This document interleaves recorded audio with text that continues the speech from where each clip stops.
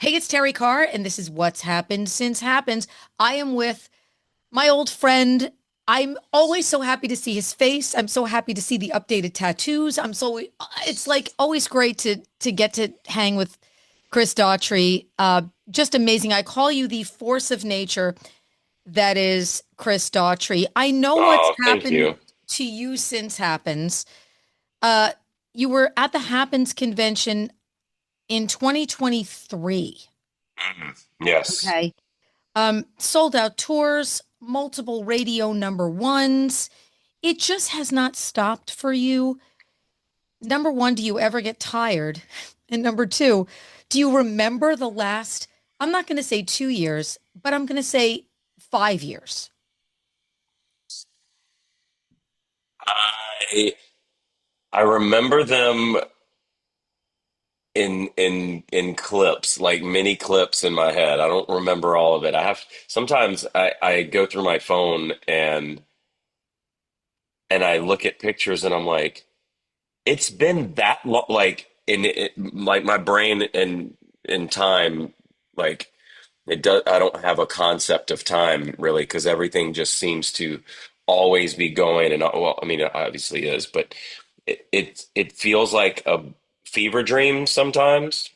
Um, and when I look back, God, when you mention happens, that was only 2 years ago, and it feels like a completely different lifetime.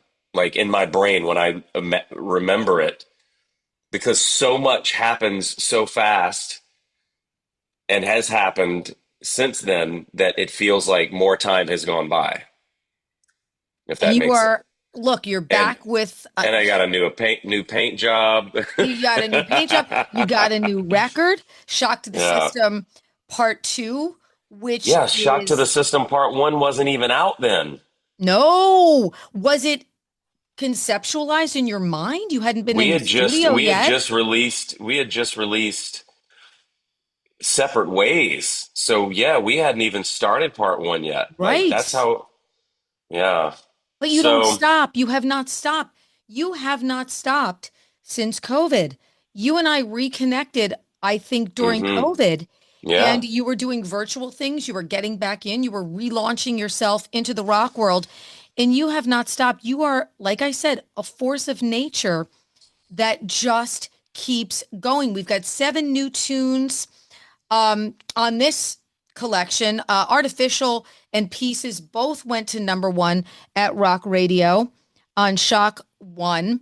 And there's just so much deep emotion on this new one. Before we dig into The Bottom, which is the latest single, the record does feel to me like a bit of a continuation. Like I feel like Yeah. it sort of picks up where Shock One left off, and I love that because I that's what I wanted as a fan. I wanted it Yeah.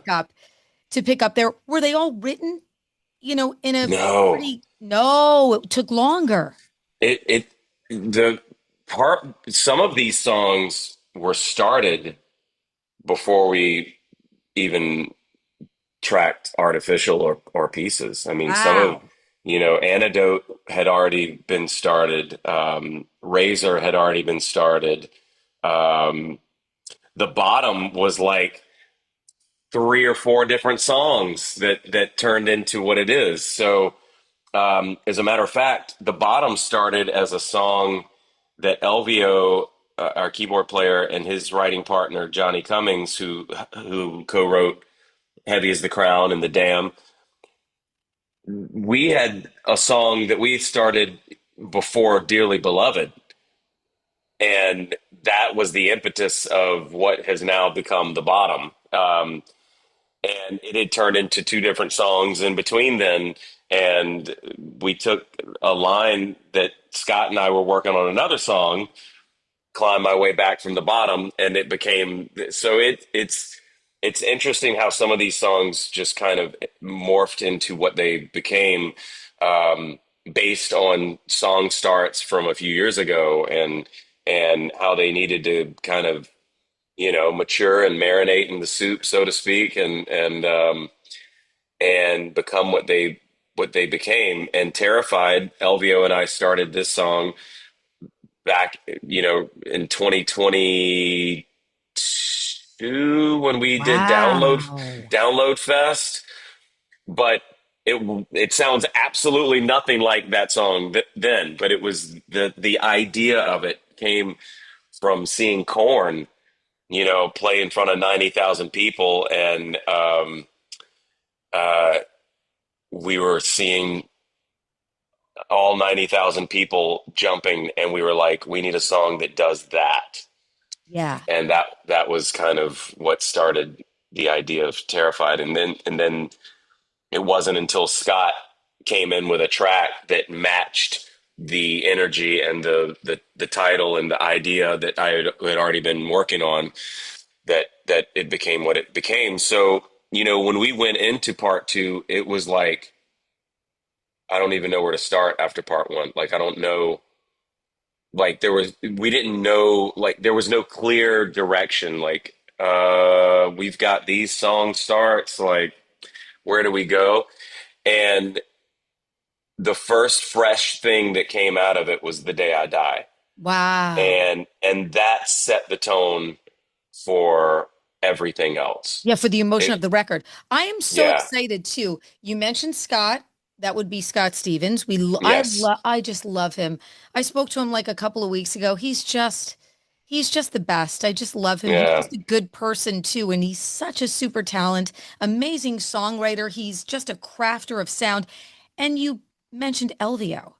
Yeah. He's like an MVP. Sometimes the guy on the keys is like sort of like off to the side, and people aren't thinking Yeah. he's Yeah. like Yeah. the guitar player or the bombastic, crazy Right. Right. drummer or the Right. front man and stuff. But this dude is like, he's so in the pocket with you.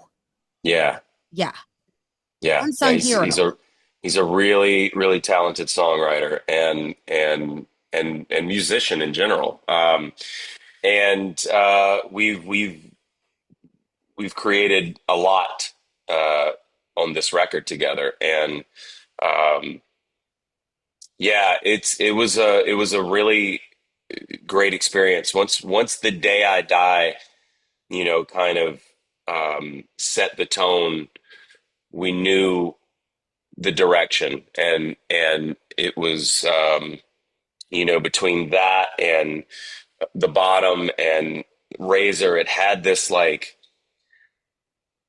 almost grunge vibe to it, but at the same time, it felt current and modern, and we just kind of leaned into that. Yeah. There's a freshness, I think, to the music that you've been putting out that is it's your sound. I mean, Thank you, there's no kind of thank other you. way to say it. It's really your sound. And you've surrounded yourself with so many great people. So I just love that you are bringing them into the conversation. Yeah. I want to talk about The Bottom. When I heard The Bottom, which is the single, I think it might be, like, dare I say it, and I'm not just saying this because I'm on Hmm. a hang with you. I think it's my favorite from, like, there's just something about this song. And there was a quote, I think, that you said, like, this is the return to me, finding Hmm. myself again and climbing out of this hole. I take full responsibility for digging. And I loved Yeah. that quote. I'm kind of going through this right now, this next chapter. I need your advice, Chris, because I think you're the king Mm. of reinvention. I think you're the king of coming full circle to what your authentic self was always about. What would you tell someone like me, writing their next chapter? Oh, wow. Be honest with yourself. Um, I spent years where I felt like I was, you know, if we're only talking about the music, where I felt like I was placating to certain groups or peers, or I just wasn't being my true, honest, authentic self, and I knew that deep down, but I think, more interested in what everyone else thought and what everyone else was saying, that I was chasing validation and relevancy in a way that wasn't, um, that didn't feel real or honest to me. And so once I gave myself permission to kind of, you know, shed that skin and peel back the layers and start saying shit that was real to me and honest and scary to say, frankly, in some of the music. Um, I felt like I was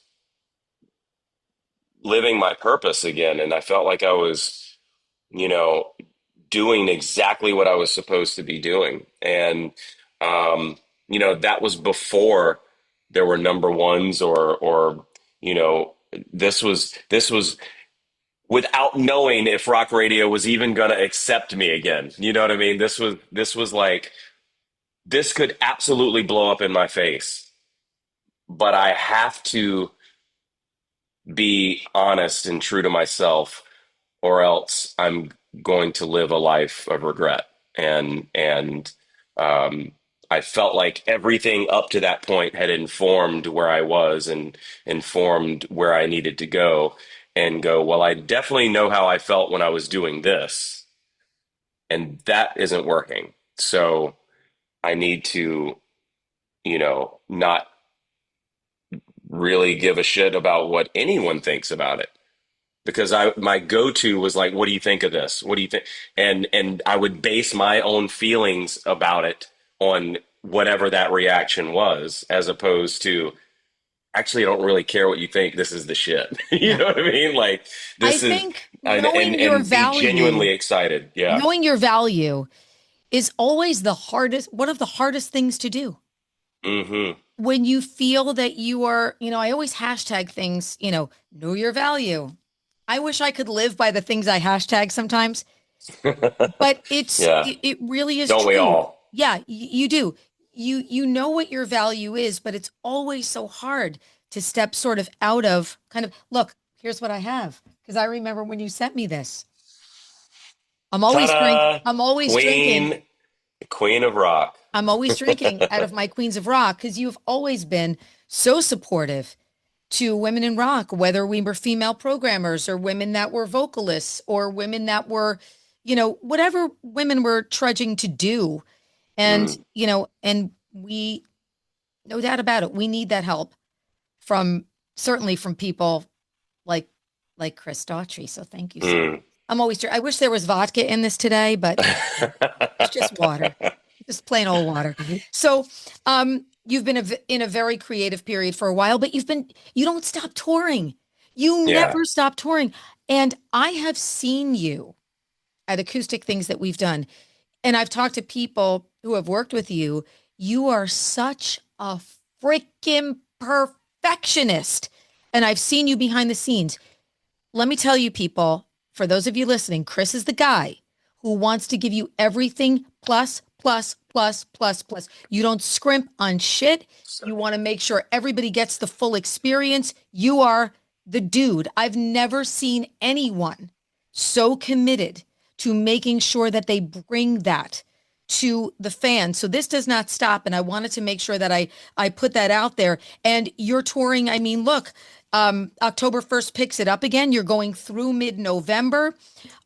You've been out with everybody. You're going out with Seether. We've got a Jersey date. I'm super excited for that on October 4th. POD's on that date too, which I think is fun. It's going to be like a cool one-off. Yes. You're going out with Mammoth, and you've got ZZ Top. You're going out with ZZ. How cool is that? I think that We're going out with ZZ. you're on a you're playing a show with ZZ. Oh, we did a show with ZZ like uh, about a month or so ago. I saw it on the May- tour may- schedule. Maybe there's something else, like on Yeah, a maybe that's festival or something. But it. I mean, It was a festival. Yeah, but it was a festival show. point being, I think Daughtry's a band that can go out with anyone and everyone. You can fit on the heaviest bill. You can fit on a bill with a classic rock band. You have just so come into your own with touring, and that's because you're putting out these amazing, incredible quality shows. There's not a person who leaves a Daughtry show feeling unsatisfied. Why is that so important to you? And it always, too, when you're on stage with your friends, you know, Mm, feels like looks to the fans like summer camp. And that's not an yeah, easy feel to get where it looks so fun, but I know how much that you put into it. yeah. I always want them to feel like they got what they came for. But at the same time, there's this there's this kind of dichotomy inside, within me where I'm like, there's gonna be fans that want this song, and they're gonna want this song, and they're gonna want this song. And there are certain songs that I just don't play anymore for various reasons, whether it be I was never emotionally connected to it in the first place, it wasn't really me at the time. And then there's songs where it's like during the acoustic moment where I'm like, okay, this is where I feel like I can give them this and it feels real to me because I can kind of strip it down and at its core and how it was originated and so there's always that kind of internal dialogue of like, how do I keep, because we do have a lot of new fans and we've seen a lot of young people coming out to these shows that had never seen us before, and it's been amazing. So how do we keep them happy and the ones that have been there from the beginning at the same time?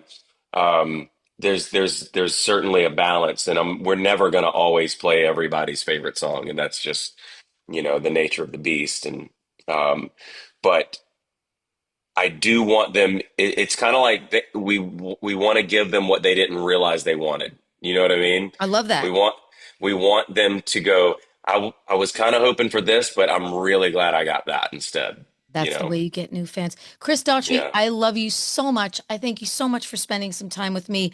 Shock to the System 2 is out. We've been waiting for it. So many amazing tracks. 7 just absolutely brilliant from top to bottom. And thank you, my friend. I will see you So in good to see you, October. Terry. It is beautiful to see you as well. Mwah. I love you. Mwah. Love you. Love you. So good to see you. We'll see you then.